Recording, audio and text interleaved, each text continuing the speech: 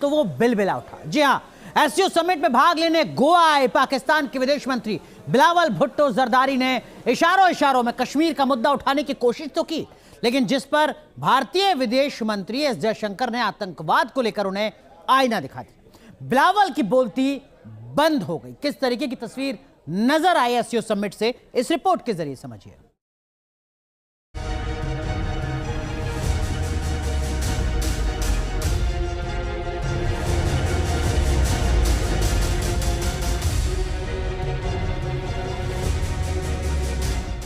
बिलावल ने कश्मीर का रोना रोया।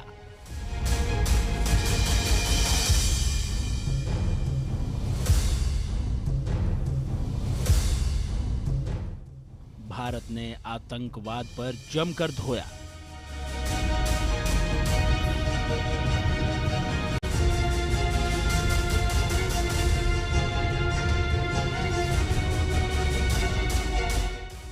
घाटी में आतंकियों पर आई शामत।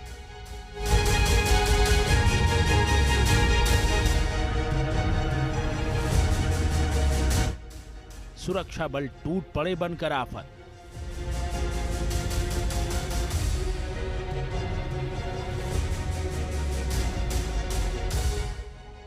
बीस अप्रैल को जम्मू कश्मीर के पुंछ में जवानों के काफिले पर हुए आतंकी हमले के बाद सुरक्षा बल फुल एक्शन में है और आतंकियों पर काल बनकर टूट पड़े हैं। जम्मू कश्मीर के राजौरी में सुरक्षा बलों और आतंकवादियों के बीच जबरदस्त मुठभेड़ हुई। राजौरी सेक्टर के कंडी जंगल में आतंकवादियों के छिपे होने की खबर मिली थी। सुरक्षा बलों ने पूरा इलाका घेर लिया और ऑपरेशन शुरू किया। कई आतंकियों के मारे जाने की खबर है। पिछले 72 घंटों में आतंकियों के साथ सेना का चौथा एनकाउंटर हुआ है। राजौरी से पहले गुरुवार शाम को अनंतनाग जिले के बिजबेहरा इलाके में आतंकियों ने सुरक्षा बलों पर गोलीबारी की थी, जिसमें सेना का एक जवान घायल हो गया था। सेना ने भी जवाबी कार्रवाई की। जबकि गुरुवार सुबह बारामूला के वनिगम पाइन क्रेरी इलाके में सेना ने लश्कर के 2 आतंकवादियों को एक एनकाउंटर में ढेर कर दिया। वहीं बुधवार को जम्मू कश्मीर पुलिस और सेना ने कुपवाड़ा में एक ज्वाइंट ऑपरेशन के दौरान 2 आतंकवादियों को मार गिराया था। इनके पास से भारी मात्रा में गोला बारूद और असलहा बरामद हुआ। इस हिसाब से 3 दिनों में सुरक्षा बलों ने कुल 4 आतंकवादियों को ढेर कर दिया। सेना घाटी में ऑपरेशन ऑल आउट चला रही है। लगातार आतंकियों का सफाया हो रहा है। 2023 में अब तक 22 आतंकवादी मारे जा चुके हैं। 2022 में सेना ने 172 आतंकवादियों को ढेर किया था। 2021 में 182 आतंकवादी मारे गए थे। 2020 में 221 आतंकवादी ढेर किए गए थे। आतंकी सेना के इसी एक्शन से बौखलाए हुए हैं। घाटी में भारतीय रणबांकुरे आतंकियों का सफाया कर रहे हैं। तो वहीं गोवा की एससीओ समिट में भारत के विदेश मंत्री एस जयशंकर ने पाकिस्तान के विदेश मंत्री बिलावल भुट्टो जरदारी को आतंकवाद के मुद्दे पर धो दिया।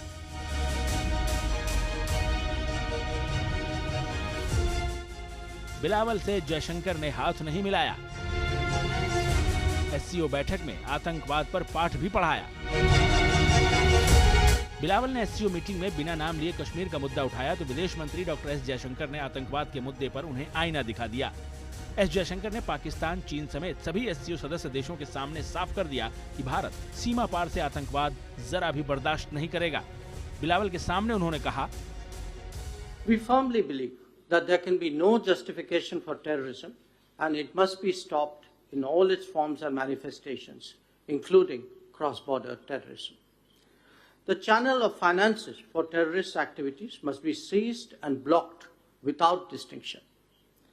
Members need not be reminded that combating terrorism is one of the original mandates of the SCO. Jaishankar ने पाकिस्तान का नाम लिए बिना कहा कि जब दुनिया कोविड से लड़ रही थी तो भी आतंकवाद का खतरा बेरोक-टोक जारी था। इसमें सीमा पार आतंकवाद भी शामिल था।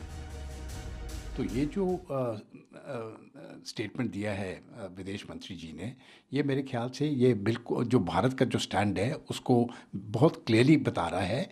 और ख़ास करके क्योंकि ये स्टैंड एससीओ का भी वही स्टैंड है, तो एक तरफ से आप ये समझ लीजिए कि भारत ने एससीओ के ऊपर वो स्टैंड बताया है जो एससीओ का भी स्टैंड होना चाहिए और जो भारत का भी इस समय पर स्टैंड है। भारत का कड़ा रुख देखते हुए बिलावल सकपका गए। जयशंकर की सीधी और खरी बात बिलावल को चुभ गई।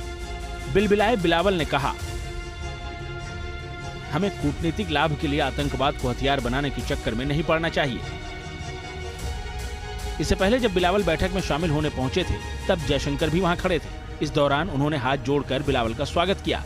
बिलावल ने भी हाथ जोड़े, लेकिन दोनों के बीच दूरियां साफ साफ नजर आईं। बिलावल और एस जयशंकर ने साथ में फोटो खिंचवाई और फिर जयशंकर ने बिलावल को मंच से जाने का रास्ता दिखा दिया।